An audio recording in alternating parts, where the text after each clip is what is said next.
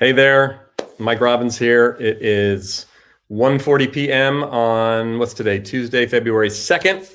Thanks for joining. If you're joining live on any of the various platforms, LinkedIn, Facebook, or YouTube, would love to hear from you and how you're doing. If you're watching the video of this after the fact, feel free to just chime in. We're going to talk today, I want to talk a bit about the importance of asking for help. So, how do you feel about asking other humans for help? I guess another way to think about this, the way I often pose this question when I'm talking to groups of people, of leaders of teams, is, do you like helping other people? Who likes helping other people? Most of us do, right? But now on the flip side, how do you feel about asking other people for help? Most of us don't. If you feel really comfortable asking for help, awesome. Hey, Teresa, great to see you as well. Thanks for joining. If you are comfortable asking for help, it's a huge asset in your life and for the people around you for a number of reasons, which we'll talk about. If you're uncomfortable with asking for help, you're not alone.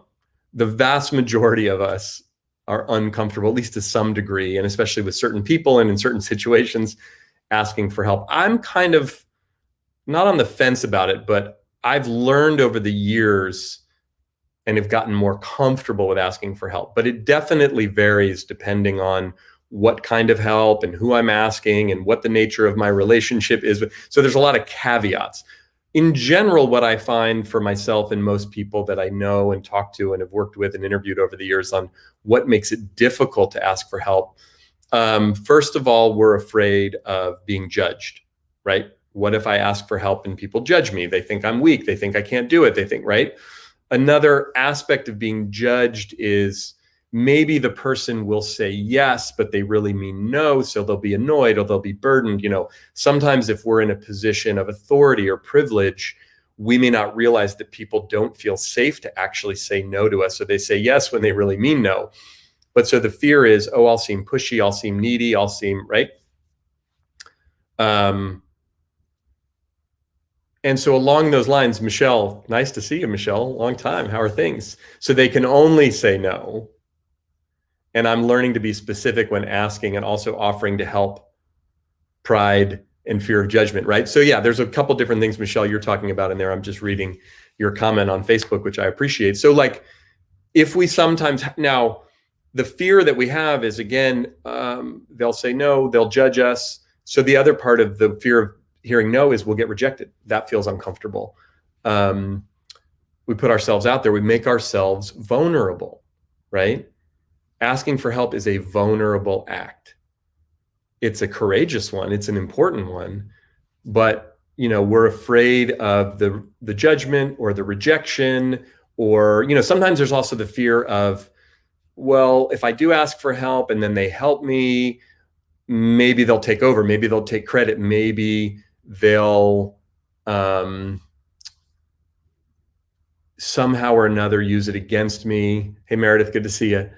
Or something, somehow it'll be bad for me, or now they'll expect me to help them in return, or it'll make me look bad or look weak, whatever. So there's a lot of different reasons why we don't ask for help, understandable reasons to some degree, right? We've had negative experiences in the past. That said, and again, I want to just acknowledge any fear that you might have.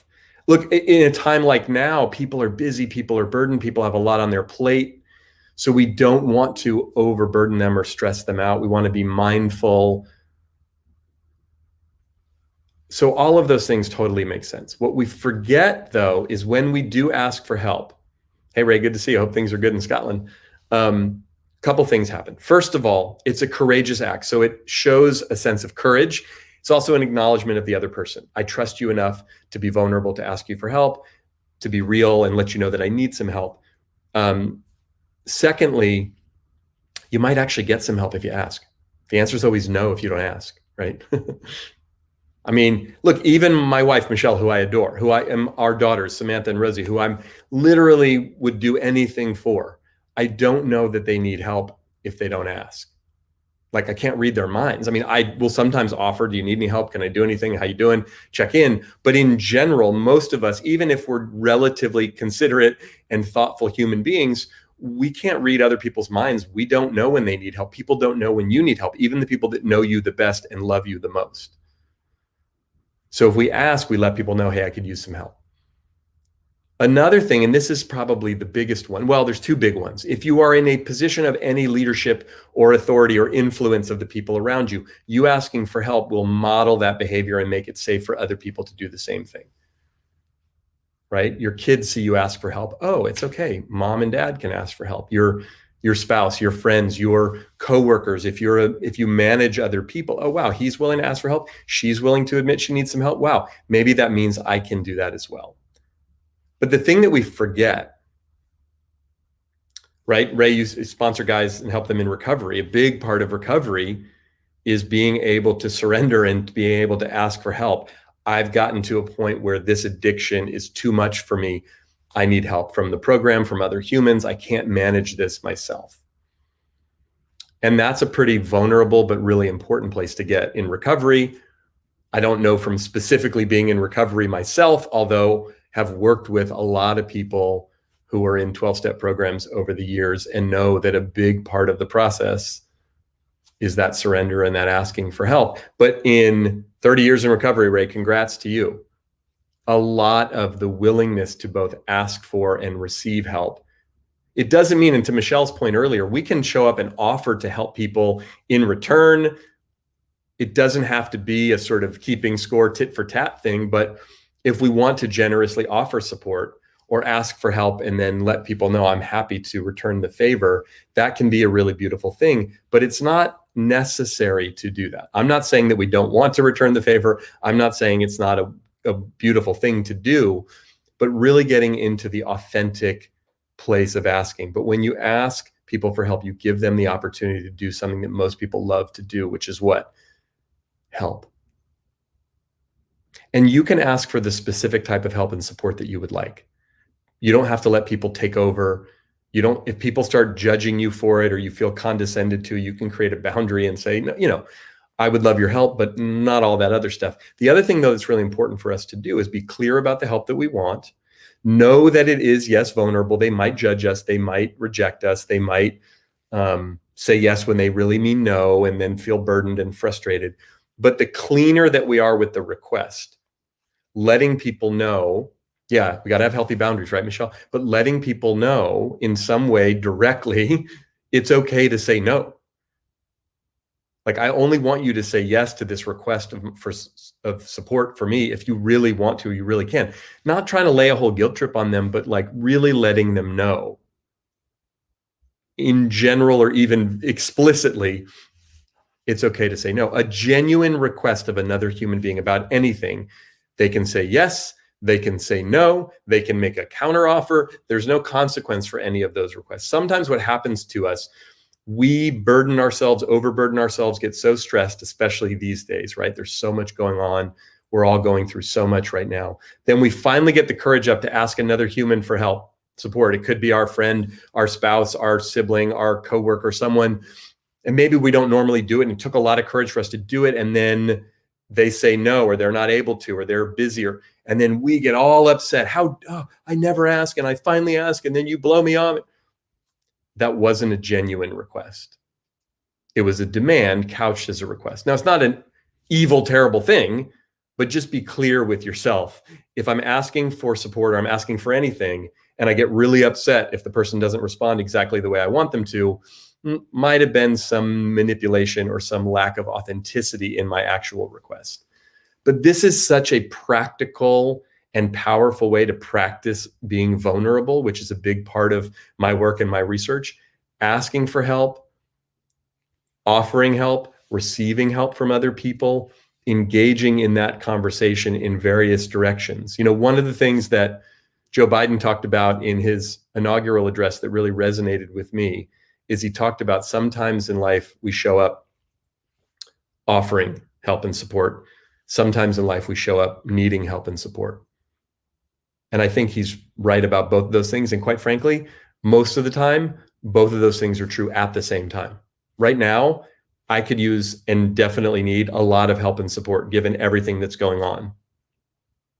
And I'm also able and capable of offering and providing support and help for a lot of people.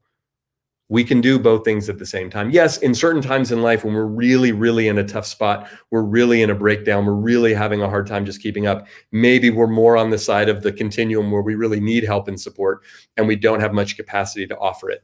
Maybe there are times in life when we're feeling more empowered, more healthy and vital, and things are going relatively well. Maybe we're more in a position to offer and not as needing of support, but most of the time it's a mixed bag.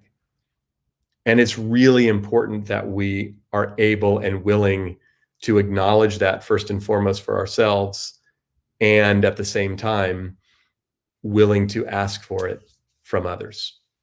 So that's what I really wanted to talk about today specifically. I see a number of comments coming in on Facebook, which is great. Thanks for joining, for commenting, for if there are questions, specific questions or comments that anyone has, I can hang out for another minute or two.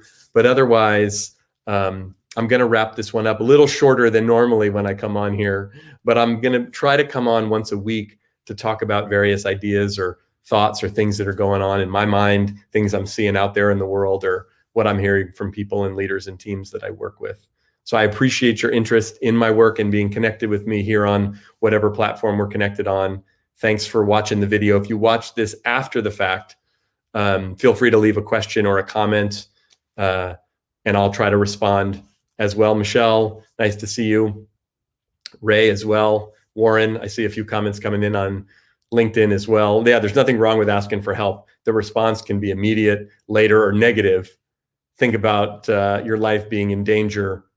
I'm just reading what Hassan had to say. Absolutely, right? We got to be willing and feel safe enough to do that. And the more willing we are, and look, admittedly, it's more challenging with some people and in some situations than others, but really, really important. So go out there, ask for help, let people know it's safe to do that. It's not a sign of weakness, it's a sign of strength. Take care.